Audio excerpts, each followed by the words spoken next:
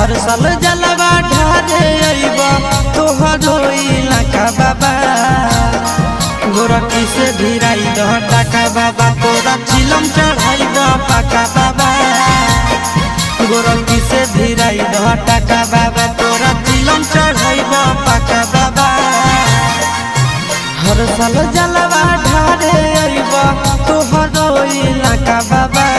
हर साल जलवा ढारे अइबा तोहरो इलाका बाबा गोरखी से भिराई दह टाका बाबा तोरा चिलम चढ़ाई द पाका बाबा गोरखी से भिराई दह टाका बाबा